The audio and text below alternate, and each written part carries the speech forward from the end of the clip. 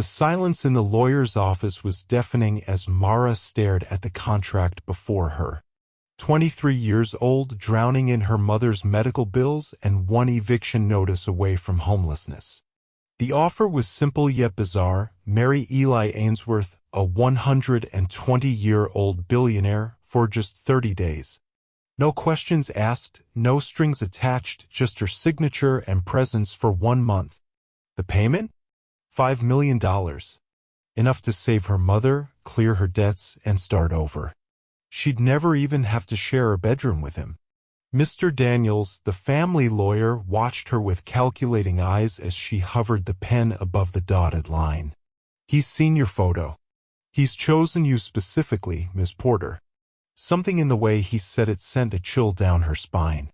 Mara swallowed her pride and signed the contract, feeling as though she'd just sold a piece of her soul. When she looked up, Mr. Daniels was smiling. Not a warm smile, but one that reminded her of a predator who just watched its prey walk willingly into a trap. "Congratulations," he said coldly. "You're about to become Mrs. Ainsworth." The estate was less a home and more a museum to another century. Marble floors, soaring ceilings, and endless hallways lined with antiquities that probably belonged in a history book. Mara's footsteps echoed as a stoic housekeeper named Mrs. Reynolds led her through the labyrinth of corridors. The staff, all older, all silent, moved like ghosts, their eyes never quite meeting hers. The wedding was a brief, cold affair in the estate's private chapel. Just her, a minister who spoke mechanically, and Eli, a frail figure in a wheelchair, his face partially obscured by an oxygen mask, his skeletal hand placed atop hers during the vows. He never spoke, never acknowledged her beyond a slight nod when the minister pronounced them husband and wife. The ring they placed on her finger was heavy gold, ornate and ancient-looking, far too big for her slender hand. That night she was shown to her quarters, a lavish suite separated from Eli's rooms by a long hallway. As Mrs. Reynolds left, she paused at the door. "Mr. Ainsworth values his privacy above all else," she said flatly. "Breakfast is at 8. You'll be expected to attend." Then Mara was alone, surrounded by luxury that somehow felt more like a prison than a sanctuary. By her third day at the estate, Mara had begun exploring the endless halls during the afternoon hours when Eli was reportedly resting. The portrait gallery particularly drew her attention, generations of Ainsworths staring down with the same cold, assessing eyes. One portrait tucked away in a corner made her heart stop. A young woman, perhaps from the 1950s, with her same heart-shaped face and amber eyes. The plaque read, "Eleanor Ainsworth, beloved wife." She stood transfixed until the sound of wheels on hardwood made her turn. Eli sat in his motorized wheelchair, those blank, milky eyes fixed on her. Up close, his skin was like parchment stretched over bone, his lips thin and colorless.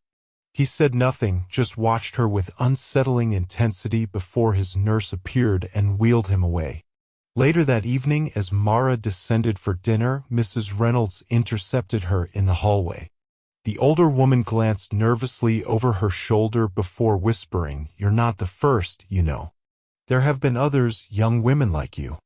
Before Mara could question her, Mrs. Reynolds disappeared down a service corridor, leaving Mara with a creeping sensation of dread traveling up her spine.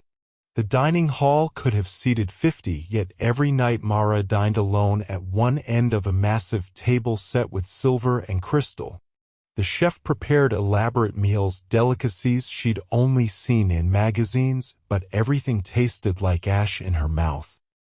The performance of it all, the butler serving each course with flourish, the maids hovering to refill her barely touched wine, the oppressive silence broken only by the ticking of a grandfather clock, felt like a scene from a play where she didn't know her lines. On the 7th night, when she returned to her room, an envelope had been slipped under her door. Inside was a note written in shaky handwriting. "He knows who you are. He's been watching you your entire life." Mara's hands trembled as she reread the words. Was this some cruel joke? A threat? She locked her door that night, pushing a chair against it for good measure. But sleep eluded her as she lay awake listening to the creaks and groans of the old mansion, unable to shake the feeling that somewhere in the darkness, someone was watching her. On her 9th day at the estate, Mara found herself drawn to Eli's study, a forbidden room according to Mrs. Reynolds, but one that might hold answers to the growing list of questions keeping her awake at night. Using a moment when the staff was occupied with Eli's physical therapy session, she slipped inside. The room smelled of old books and expensive cologne, its walls lined with first editions behind glass. At the massive oak desk, she carefully searched drawers until she found a hidden compartment containing a document. It was a will, dated just 3 months ago, naming someone called Rebecca Porter as the primary beneficiary. The name made her blood run cold. Porter was her last name. Rebecca was her mother's name. With trembling hands, she flipped through more pages, finding another will from just 6 weeks ago. This one had Rebecca's name crossed out, replaced with her own. "You were chosen," a voice said from the doorway, making her jump. It was Gordon, Eli's personal valet, his face expressionless. "He's been planning this for longer than you've been alive." Before she could respond, he turned and walked away, leaving the study door open as an invitation to escape before she was discovered. Mara couldn't sleep. Every time she closed her eyes, she imagined Eli watching her. After tossing and turning for hours, she sat up in bed and froze. Through the crack in her bedroom door, which she was certain she'd closed completely, she could see Eli's wheelchair positioned in the hallway. And his eyes, those supposedly weak, rheumy eyes, were open and alert, fixed directly on her bed. She lay perfectly still, barely breathing, pretending to sleep. After what felt like an eternity, she heard the soft whir of his wheelchair as he retreated. The next morning at breakfast, Eli was in his usual spot, oxygen mask in place, appearing frail and barely conscious as his nurse hovered nearby. But when their eyes briefly met, Mara saw something that turned her blood to ice: recognition, awareness, and something that looked disturbingly like amusement. She excused herself early, claiming a headache, and rushed back to her room where she vomited from sheer anxiety. The contract said 30 days. She completed just 10. With shaking hands, she called Mr. Daniels, asking about the possibility of breaking the contract early. His response was immediate and cold. Any breach of contract would not only forfeit payment but would trigger significant penalties against your mother's property as well. The trap was complete. She couldn't leave without destroying everything and everyone she loved. "They won't help you," said a soft voice from behind her as Mara approached the kitchen staff the following day. She turned to find a young maid, the only staff member under 50 she'd seen in the mansion. "They're all loyal to him. They've been with the family for generations." The maid, Sophia, glanced nervously over her shoulder before pressing a small object into Mara's palm. "This is a flash drive. Look at it when you're alone. It's what he's done to the others." That night, with her door barricaded, Mara plugged the drive into her laptop.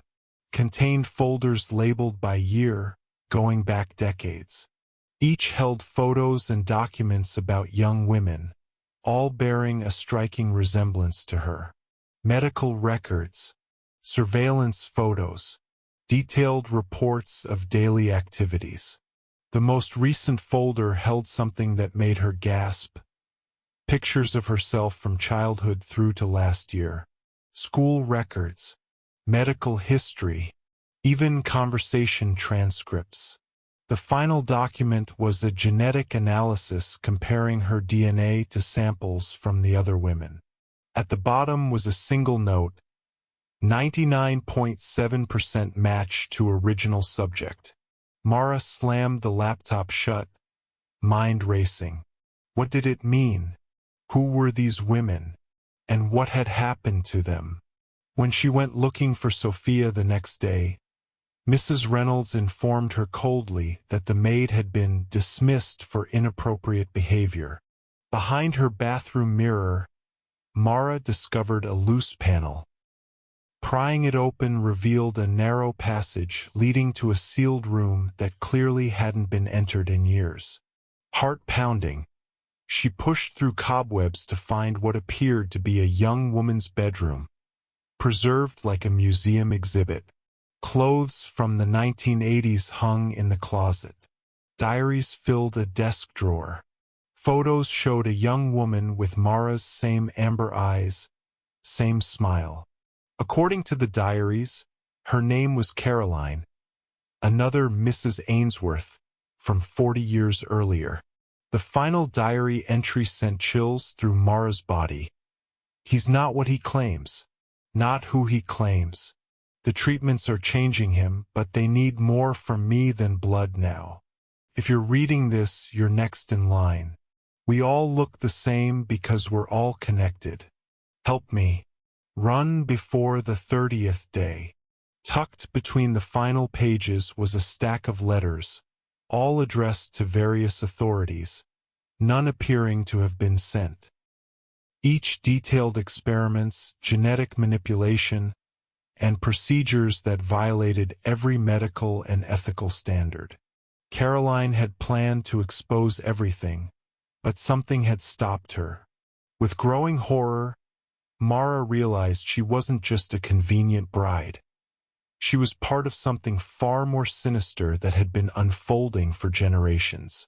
Using her newfound access as Mrs. Ainsworth, Mara convinced the estate's accountant to provide her with financial records, claiming she needed to understand her husbandly duties. What she found was staggering. The Ainsworth fortune wasn't built on real estate or technology as publicly claimed, but on a web of pharmaceutical companies specializing in experimental anti-aging treatments. Companies registered in countries with minimal regulation or oversight. Facilities located in remote areas. Massive payments to medical professionals who had later mysteriously disappeared. Financial transfers to families who had lost daughters. Girls who all looked like Mara, like Caroline, like the woman in the portrait. The most damning evidence was a ledger tracking genetic harvest procedures with clinical outcomes. Many entries ended with the same notation. Subject expired. Proceed to next familial match. The money trail painted a horrific picture. Eli wasn't looking for a bride. He was securing his next donor in a long line of genetically similar women whose biological materials were being harvested for his longevity treatments. The contract she'd signed wasn't for marriage. It was consenting to become his next medical subject. The realization hit Mara like a physical blow. She wasn't brought here to inherit his fortune. She was here to help him live forever. A flurry of activity disrupted the estate's stifling routine as sleek cars delivered Eli's children and their spouses, all appearing to be in their 60s and 70s, yet carrying themselves with the entitled air of people accustomed to wealth and power. Thomas, the eldest son, cornered Mara in the library. "You've made quite an impression on Father," he said, his smile not reaching his eyes. He's never kept a new wife around this long without procedures beginning. His daughter-in-law, Victoria, approached Mara during afternoon tea with practiced warmth. "We should be friends, dear. After all, Father trusts you. Perhaps you might mention how supportive Thomas has always been." Each heir made similar overtures, transparent attempts to position themselves favorably through her. The youngest daughter, Eliza, was the most direct. "We know what he does to girls like you." Help us change the will back and we'll help you escape before your 30 days are up. Mara smiled politely through each interaction, playing the naive young bride while absorbing every detail. They were vultures circling, each hoping to use her to secure their inheritance before she became another name in that terrible ledger. She would play their game, but by her own rules.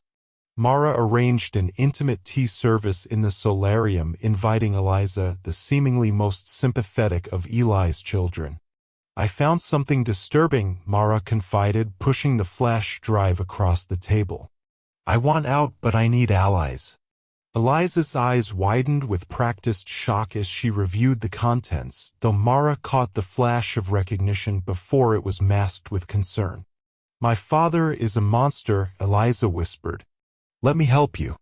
The next day, Mara purposely left her teacup unattended when Eliza visited. Later, she pretended to grow dizzy during dinner, collapsing dramatically at the table. As the family physician examined her, she caught Thomas and Eliza exchanging meaningful glances. Mild food poisoning, the doctor announced, though Mara knew her teacup had been tampered with. That night, she heard Eli's children arguing in the study. She knows too much, Thomas hissed. Father will destroy us if he learns we interfered with his precious experiment. Eliza's response was cold. Then we need to accelerate our timeline. The girl needs to have an accident before father changes the will again. Mara smiled grimly in the darkness of her hiding place. She'd confirmed what she needed to know. None of the Ainsworths could be trusted, and all of them would sacrifice her to get what they wanted. You're quite the actress, a voice said from the shadows of Mara's bedroom. She jerked awake to find Eli standing. Not sitting, but standing, beside her bed.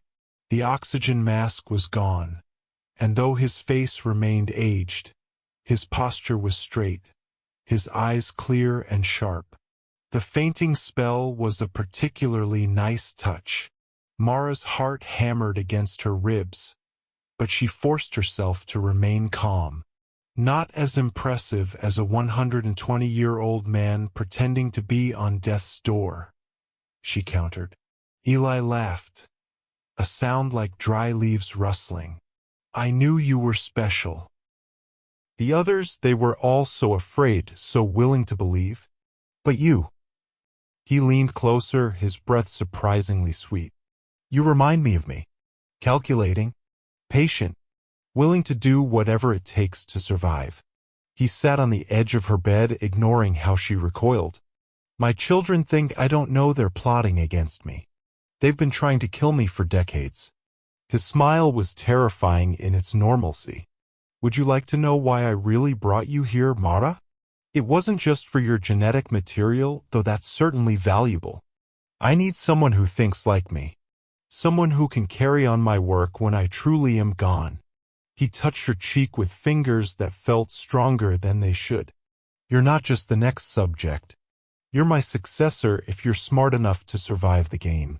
Mara discovered the change to the will by accident. While searching Eli's study for more evidence, she found the latest draft tucked inside a book on genetic engineering. Her name had been removed entirely, replaced with the Ainsworth Foundation for Longevity Research, a shell corporation she'd uncovered in her financial investigation, designed to continue Eli's experiments without family interference. When she confronted Eli during their now regular midnight conversations, he merely smiled. You've disappointed me, Mara. I thought you understood the bigger picture. This isn't about money. It's about conquering death itself. He circled her like a predator, moving with the fluid grace of a much younger man. The treatments are working, but they're temporary. I need a permanent solution. His eyes glittered with fanatic intensity. However, I'm willing to reconsider your position. The foundation needs a director, after all. He handed her a syringe filled with amber liquid. My children will be joining us for dinner tomorrow. One of them has been stealing research, selling my formulas. Put this in their wine, any one of them, and prove your loyalty. Then we'll talk about restoring your place in my legacy. As he left, he called over his shoulder, let's see what you'll do for it now. Mara stared at the syringe, understanding the test for what it was, a point of no return. If she crossed this line, she would become just like him. That night, Mara enacted the riskiest part of her plan. Using the technical skills from her abandoned computer science degree, she placed tiny cameras in strategic locations throughout the mansion: Eli's bedroom, his private laboratory in the basement, the study. Then she waited, pretending to consider his grotesque offer while watching the feeds on her laptop. What she captured exceeded her worst suspicions. Eli, moving with vigor impossible for his purported age, performing complex medical procedures on himself, injecting formulas, reviewing data on advanced genetic manipulation. In one particularly disturbing segment, he studied photographs of Mara while comparing them to tissue samples labeled with other women's names. The most damning footage came at 3 a.m. when Eli met with the family doctor. The new subject is perfect, the closest genetic match we've found in 3 generations, Eli said. Begin harvesting procedures on day 30. Full extraction this time. The doctor nodded. The previous specimens only yielded temporary results. A complete transplant of stem cells and organs might extend the effect to years instead of months. They discussed her body as if it were merely raw material, planning which parts would be most valuable for Eli's longevity treatments. By dawn, Mara had downloaded all the footage to multiple secure locations. The monster who wore a human mask was fully exposed, and she now had the evidence to destroy him. Breakfast the following day was a masterclass in deception. Mara sat across from Eli, buttering her toast with steady hands while her mind screamed with the knowledge of what he planned for her. He watched her with those calculating eyes, a slight smile playing on his lips. "Have you considered my offer?" he asked, his voice carrying easily across the pristine white tablecloth. The syringe he'd given her rested in her pocket, a weight that seemed to grow heavier by the minute. "I have," she replied, meeting his gaze. "It's quite a choice you've given me." Eli chuckled, cutting his eggs with precise movements. "Life is full of such choices, my dear. What separates extraordinary people from the common herd is their willingness to make the difficult decisions." He sipped his tea. "What do you want, Mara? Truly want?" The question hung between them, deceptively simple yet loaded with consequence. "I want to survive," she answered honestly. His smile widened. "Then we understand each other perfectly." As the grandfather clock chimed 9, Mara excused herself to prepare for the family dinner that evening, the event that would either seal her fate or set her free. Neither of them acknowledged the deadly game they were playing, their civility a thin veneer over the battle of wills that would determine who walked away from this mansion alive. The family gathered in the formal dining room that evening, Eli at the head of the table, his children arranged around him like courtiers, with Mara at his right hand. She had spent the afternoon in her room, emerging with reddened eyes and a slight tremor in her hands. When Thomas smirked at her apparent distress, she knocked over her wine glass, creating a scene of bumbling anxiety. "Ames." "Oh, sorry," she stammered, allowing her voice to crack. "I'm not feeling well." Eli watched her performance with narrowed eyes while his children exchanged knowing glances, obviously believing her to be breaking under pressure. Victoria patted her hand with fake sympathy. "Perhaps you should lie down, dear. These family gatherings can be so intense." Throughout the meal, Mara continued her charade, jumping at sudden noises, fumbling with her silverware, growing increasingly unfocused. By dessert, she appeared to be on the verge of a complete breakdown. "Excuse me," she whispered, rushing from the room with a hand pressed to her mouth. In the hallway, she heard Eliza's cold laugh. "She won't last the week. Father's new toy is breaking faster than the others." From his place at the table, Eli watched the doorway where Mara had disappeared. Unlike his children, his eyes reflected not contempt but calculation. He knew she was setting a trap. The question was, for whom? Mr.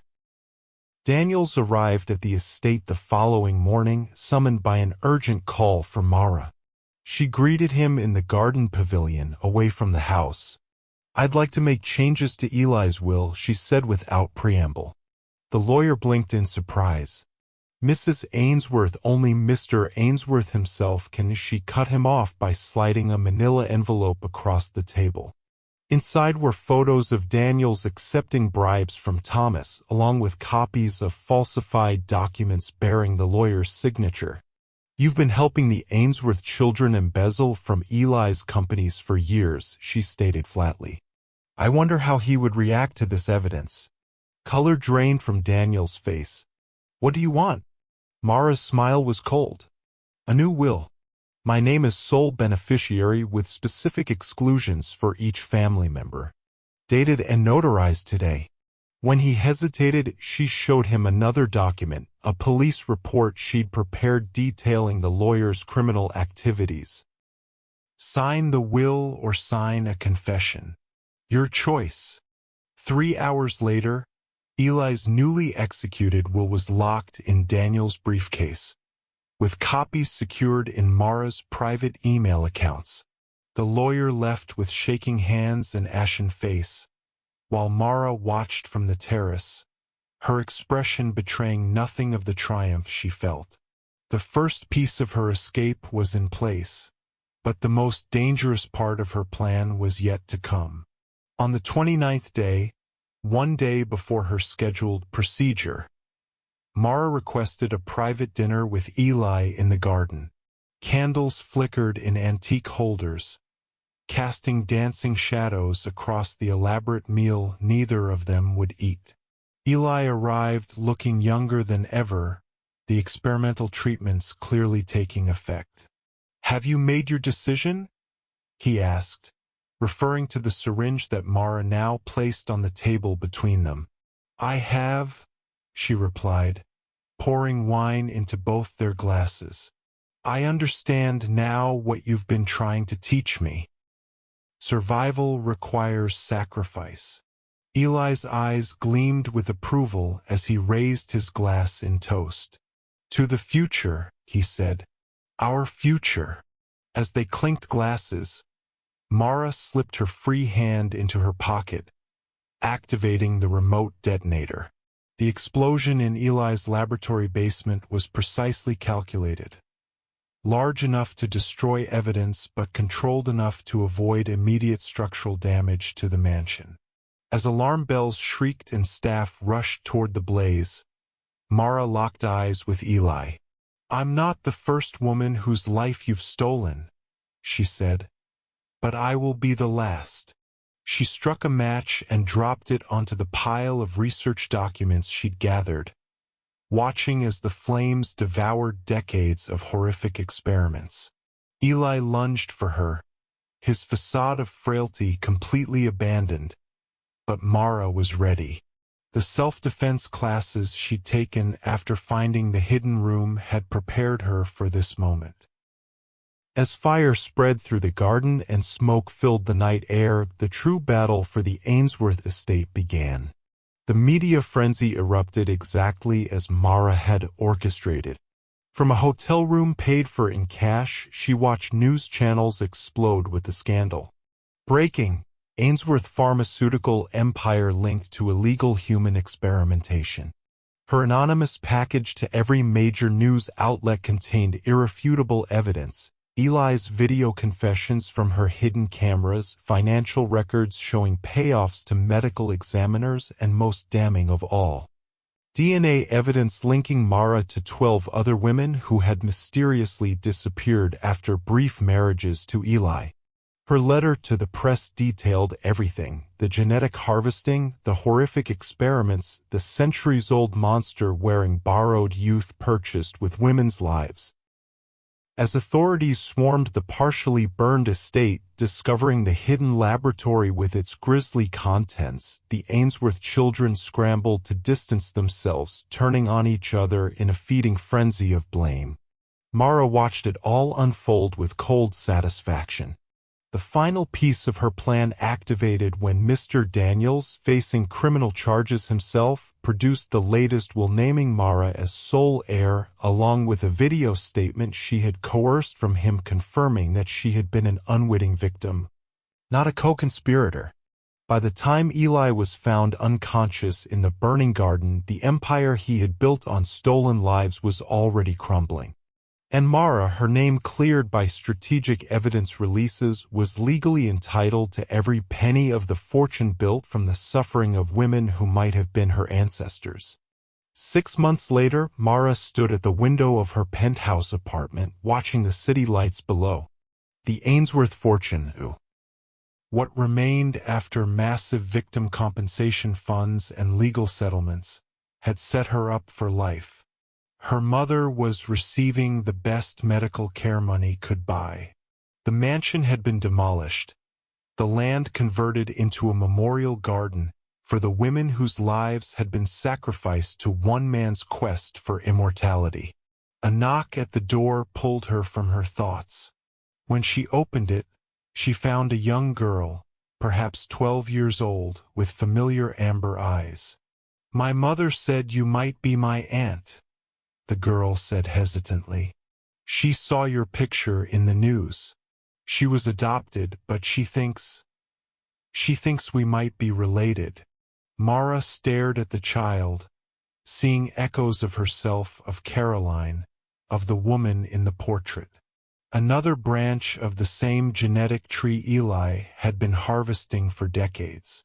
For a moment, she hesitated, then opened the door wider with a genuine smile. The cycle of exploitation that had claimed so many lives was broken. Now there was only the future to build and a family to reclaim. As the girl stepped inside, Mara felt a weight lift from her shoulders.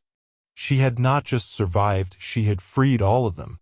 If you found this story gripping, please like this video and subscribe to our channel for more intense stories of justice and revenge. Share with friends who love twisted tales of comeuppance, and comment below with what you think happened to Eli after the fire. Did he survive to face justice, or did Mara's revenge include a more permanent end to his centuries of evil? If you enjoyed this story, please like, subscribe, and share with your friends. What lesson did you take away from Ethan and Kara's journey? Comment below with your thoughts.